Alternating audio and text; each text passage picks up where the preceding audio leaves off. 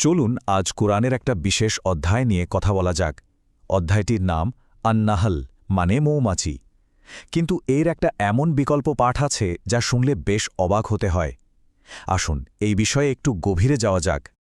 প্রথমেই যে প্রশ্নটা মাথায় আসে সেটা হলো, পবিত্র কোরআনের মতো একটা গ্রন্থে কেন একটা আস্ত অধ্যায় থাকবে শুধু একটা পতঙ্গকে নিয়ে? অদ্ভুত না ব্যাপারটা? এই প্রশ্নটাই কিন্তু আমাদের আজকের আলোচনার মূল কেন্দ্রবিন্দু, আর এর উত্তরটা বেশ চমকপ্রদ। তো একটা ব্যাখ্যা বলছে এই অধ্যায়টা আসলে পতঙ্গ নিয়ে নয়, একেবারেই না, বরং এটা একটা রূপক, মানে যারা কোরআন পাঠ করছেন তাদের জন্য একটা নির্দেশিকা।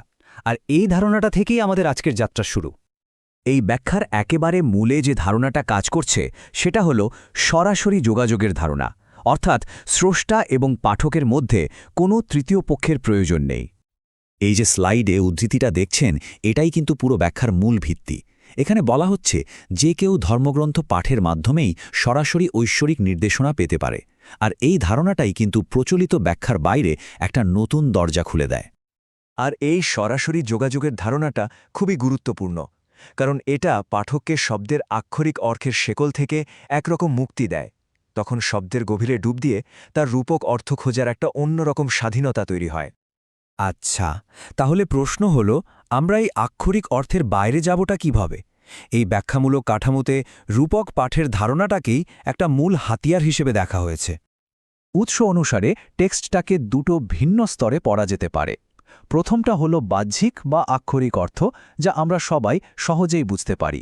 কিন্তু দ্বিতীয় এবং আসল স্তরটা হলো এর ভেতরের রূপক অর্থ, যেখানে মূল বার্তাটা লুকিয়ে থাকে। এই রূপক পাঠের বিষয়টা বুঝতে একটা দারুণ উদাহরণ দেওয়া হয়েছে। যেমন ধরুন, কুরআনে আল-আনআম বা গবাদি পশুর কথা বলা আছে। আক্ষরিক অর্থে তো এটা পশুই, তাই না? কিন্তু এই ব্যাখ্যা অনুযায়ী এর গভীরে আরেকটা অর্থ আছে। এখানে আসলে সেই সব আগের দিনের সম্প্রদায়কে বোঝানো হচ্ছে যারা জ্ঞান পেয়েও তার কিছু অংশ লুকিয়ে ফেলেছিল। তার মানে কি দাঁড়াচ্ছে? ব্যাপারটা খুব ইন্টারেস্টিং। ওই গবাদি পশু অর্থাৎ পূর্ববর্তী সম্প্রদায়ের পেট থেকে, মানে তাদের লুকিয়ে রাখা জ্ঞান থেকে বিশুদ্ধ দুধ বা খাঁটি অন্তর্দৃষ্টি বের করে আনা হচ্ছে। কার জন্য? কোরআনের পাঠকের জন্য। এটা চমৎকারভাবে দেখাচ্ছে যে কিভাবে একটা টেক্সট অন্য একটা টেক্সটের গোপন সত্যকে সবার সামনে তুলে ধরতে পারে। তো এখন যেহেতু আমরা রূপক দিয়ে ভাবার এই পদ্ধতিটা জেনে গেছি, চলুন আমাদের মূল রহস্যের দিকে ফেরা যাক। আখের এই মৌমাছি কারা? আর এখানেই আসছে আসল চমকটা। এই ব্যাখ্যা অনুসারে আন-নাহল বা মৌমাছিরা আসলে কোনো পতঙ্গ নয়। তারা হলো সেই সব পাঠক বা জ্ঞান পিপাসু মানুষ যারা ঠিক মৌমাছির মতোই ধর্মগ্রন্থ থেকে জ্ঞানের নির্যাসটুকু সংগ্রহ করে। আরবিতে নাহালা শব্দের একটা মানেই হল নিষ্কাশন করা বা নির্যাস বের করা। এই কথাটা শুনলে ব্যাপারটা আরও পরিষ্কার হয়ে যায়, তাই না? এটা আক্ষরিক অর্থ থেকে রূপক অর্থে একটা বিরাট পরিবর্তন। এখানে মৌমাছি আসলে জ্ঞান আহরণকারীর একটা শক্তিশালী প্রতীক হয়ে উঠছে। তাহলে যদি মৌমাছি মানে পাঠকই হয়, তাহলে তো এই সূরাটা আসলে তাদের জন্য একটা গাইডলাইন বা কর্মপন্থা। এটা শুধু একটা প্রতীক নয়, এটা একটা সম্পূর্ণ মেথডোলজি।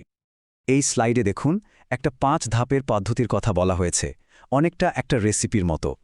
পাঠকদের প্রথমে টেক্সটের গঠনগত একক বা আলজিবাল বিশ্লেষণ করতে হবে। এরপর বুয়ুত বা ভাষাগত মোটিভগুলো খুঁজে বের করতে হবে। তারপর সমস্ত জ্ঞান বা ফল গ্রহণ করতে হবে, নির্ধারিত পথ অনুসরণ করতে হবে, আর সবশেষে পানীয় বা বিশুদ্ধ অন্তর্দৃষ্টি তৈরি করতে হবে। মানে এই পদ্ধতিতে পড়াটা আর শুধু বইয়ের পাতা উল্টানো থাকে না, এটা একটা সক্রিয় প্রক্রিয়া হয়ে ওঠে। পাঠক এখানে আর শুধু একজন গ্রহণকারী নন, বরং একজন সক্রিয় জ্ঞান আহরণকারী, যিনি নিজেই টেক্সট থেকে অর্থ নিষ্কাশন করছেন। চলুন সব শেষে একবার দেখে নিই এই নতুন দৃষ্টিভঙ্গির কারণে আসলে কি পরিবর্তন আসছে বা এর গভীর প্রভাবটা ঠিক কোথায়। এই ব্যাখ্যাটা আমাদের দৃষ্টিভঙ্গিটাকেই যেন পুরোটা পাল্টে দেয়।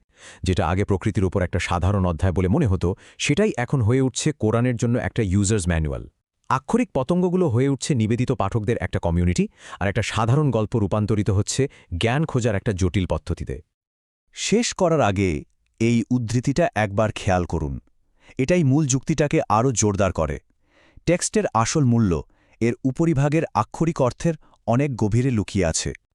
আর এখানেই আমাদের জন্য একটা বড় প্রশ্ন থেকে যায়, যদি কোনো টেক্সটের সত্যিই একাধিক স্তর থাকে, তাহলে আসল অর্থ কোনটা? বাইরেরটা নাকি ভেতরেরটা?